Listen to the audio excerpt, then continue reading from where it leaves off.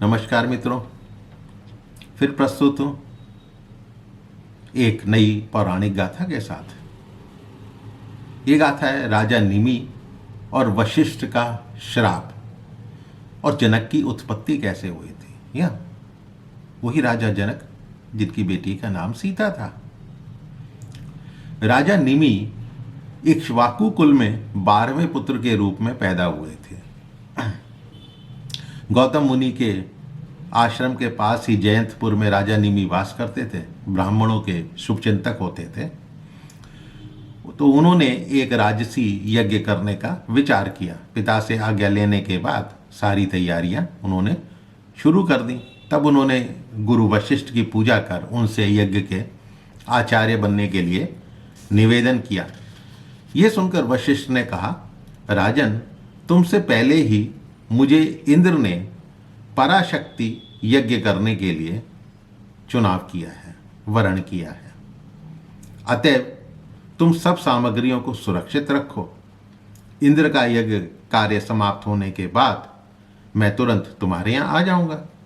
तब राजा निमि ने कहा, राजन, मैंने यज्ञ की सारी तैयारी पूर्ण कर दी है। सब जगह मैंने निमंत्रण भी भिजवा दिया है। अब मेरा कार्य करना स्वीकार ना करके अन्यत्र जाना आपको शोभा नहीं देता। रोकने पर भी वशिष्ठ इंद्र का यज्ञ करवाने के लिए चले गए। तब राजा निमि ने गौतम मुनि को आचार्य बनाकर यज्ञ को संपन्न कर दिया। उधर इंद्र का यज्ञ समाप्त करने के बाद जब वशिष्ठ वापस राजा निमि के यहाँ आए और यज्ञ देखने के विचार से राजा निमि से भेंट करने पहुंचे, उस समय राजा निमि गहरी नींद में सो रहे थे। नौकरन ने राजा को जगाया नहीं, जिस कारण वो मुनि के पास भेंट करने नहीं जा सके। इस कारण वशिष्ठ ने सोचा कि राजा निमि मेरा अपमान कर रहे हैं। तो क्रोध में वशिष्ठ ने राजा निमि को श्राप दे दिया, मूर्ख, मेरे मना करने पर भी तुम ना रुके, अतः आज से तुम विदेह हो जाओगे। राजन, तुम्हारा शरीर नष्ट हो जाएगा। जाओ, विदेह हो जाओ। मुनि का श्राप सुनकर सेवकों ने तुरंत महाराज निमि को जगाया और कहा, वशिष्ठ जी बहुत कुपित हो गए हैं। राजा के अंतःकरण में कोई दुर्भावना तो थी नहीं।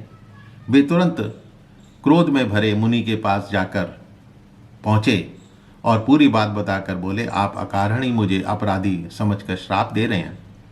अतः मैं भी आपको श्राप देता हूं कि आपका श्री ये क्रोध भाजन शरीर नष्ट हो जाए। श्राप लग जाने पर दोनों चिंतित हो गए।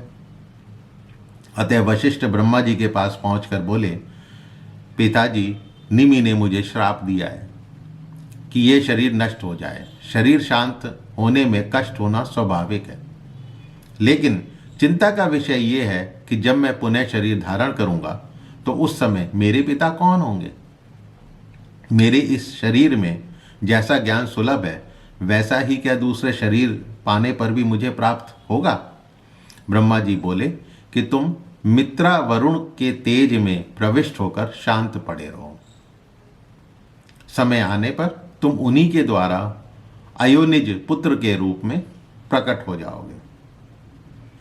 नवीन देह पाने पर भी तुम ऐसे ही ज्ञानवान रहोगे। तब वशिष्ठ जी ने सिर झुकाकर प्रणाम किया, प्रदक्षिणा करी और वहां से चले गए।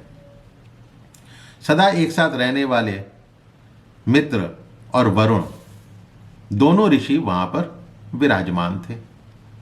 वशिष्ठ जी उनके शरीर में सूक्ष्म रूप से प्रवेश कर गए।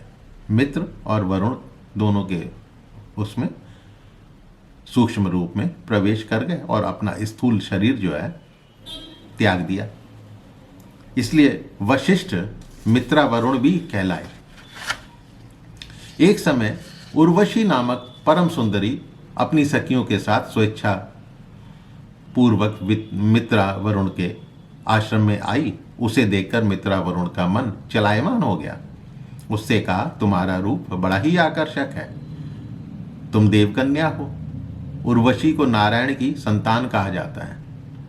जी हाँ, अतः तुम हमें वरण कर लो और इस आश्रम में स्वच्छंदता पूर्वक आजादी से रहो।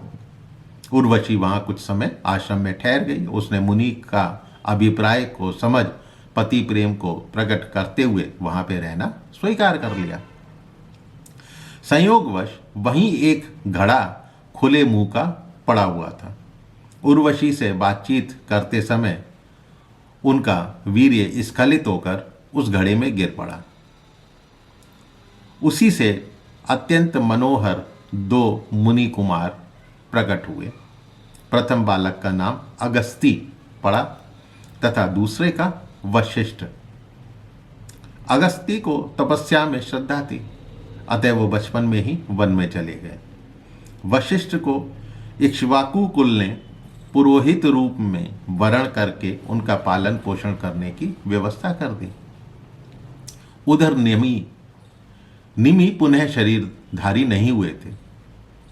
उस समय राजा यज्ञ में दीक्षित थे और यज्ञ का कार्य अधूरा था और मुनि श्राप से जले जा रहे थे। तब मुनियों ने अनेक मंत्रों का उपयोग कर उनके शरीर को सुरक्षित रखा था। निमि के सांस की गति समाप्त नहीं हो सकी। यज्ञ समाप्त होने पर इंद्र समेत सभी देवता वहां पर पधारे। मुनियों ने राजा निमि की वर्तमान स्थिति प्रकट की। तब देवताओं ने राजा निमि को वरदान मांगने को कहा। राजा निमि बोले, मैं सदा जन्मने और मरने वाले इस शरीर में रहना बिल्कुल पसंद नहीं करता। मैं चाहता हूं कि संपूर्ण प्राणी जिसके द्वारा देखते हैं उसी वस्तु में रहने का सुअवसर मुझे प्राप्त हो।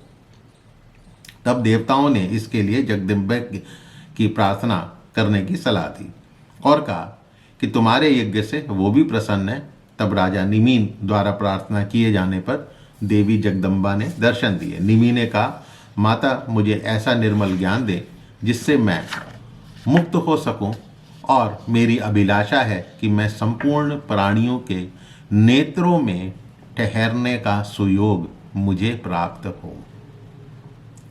जगदम्बा ने कहा कि तुम्हें ये शुद्ध ज्ञान अवश्य प्राप्त होगा, लेकिन अभी तुम्हारा प्रारब्ध समाप्त नहीं हुआ है।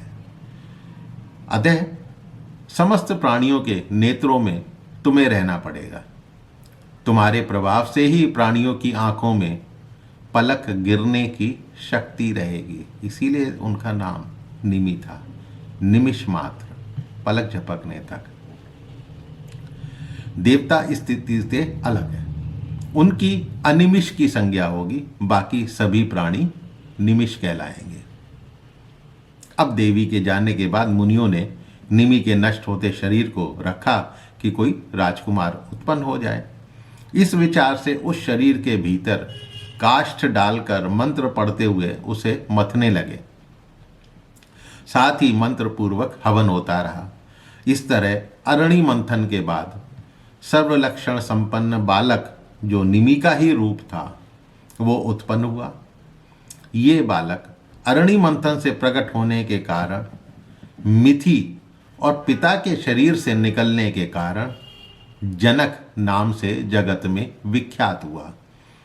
तो निमि के विदेह होने के कारण कुल के नरेश विदेह कहलाने लगे। इस प्रकार निमि से राजा जनक की उत्पत्ति कही गई है। उन्होंने गंगा के तट पर एक नगरी बसा ली जो कि मिथिला कहलाती है। तो मिथिला का कितना पुराना इतिहास है, आपको ये सुनकर बड़ा आश्चर्य हुआ होगा। तो मित्रों, राजा जनक की उत्पत्ति की ये पौराणिक गाथा जो कि दैवी भागवत में कही गई है, आपको पसंद आई होगी, मैं ऐसी उम्मीद करता हूँ।